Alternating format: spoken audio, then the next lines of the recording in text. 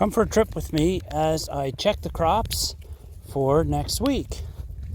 We do our availability online and we fill our boxes today, so I have to get an idea what's going to be ready this coming week. I believe this is the earliest variety of onions we have. So we still have some peas. Probably not enough for all the boxes, but enough for swaps and online market, I would expect. You pop the top off and then you eat it, pod and all. Deliciously sweet. Now we're going to have green and yellow beans, or at least yellow. Look at that, they look beautiful. Lots and lots of Swiss chard. When I was growing up, we always grew the white Swiss chard. But now we grow the multicolored stuff, and I have to say I do enjoy the multicolored stuff a lot more than I used to enjoy the white Swiss chard. So we want to take that first pepper off and share it with you so that the plant has plenty of energy to grow more. Another crop we're growing more of and selling more of is eggplant. These yellow cherry tomatoes are probably my favorite. There's less acid and I think they're a little bit sweeter than a red one.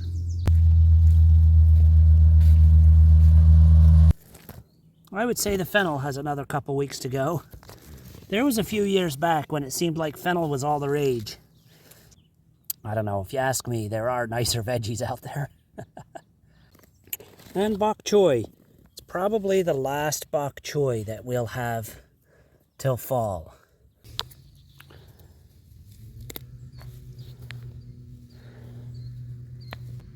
It still is early for carrots, but I think we can give some small bunches next week.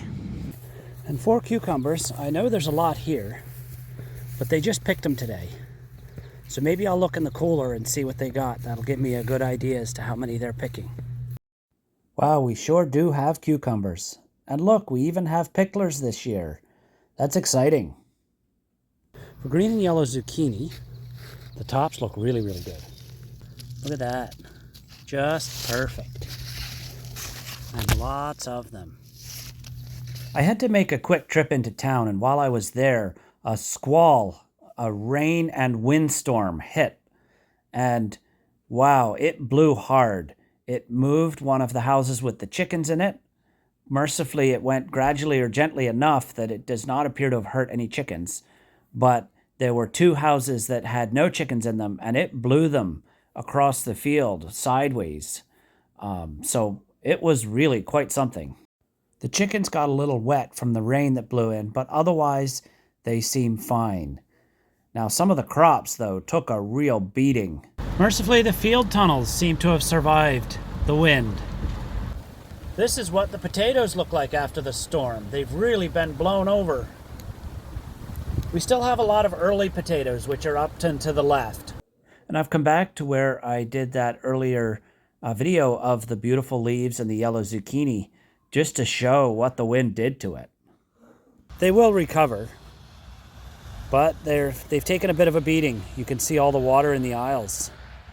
Now driving up our driveway, here's a tree that's come down. Then up above our house, this is the winter squash. It's amazing how it can be so bright, hot, and sunny, and then next thing you know, brutal wind and rain.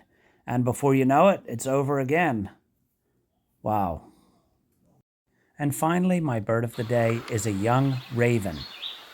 They make an awful lot of noise, and it's a very different sound from a crow. But if you really listen carefully, ravens actually have quite a vocabulary.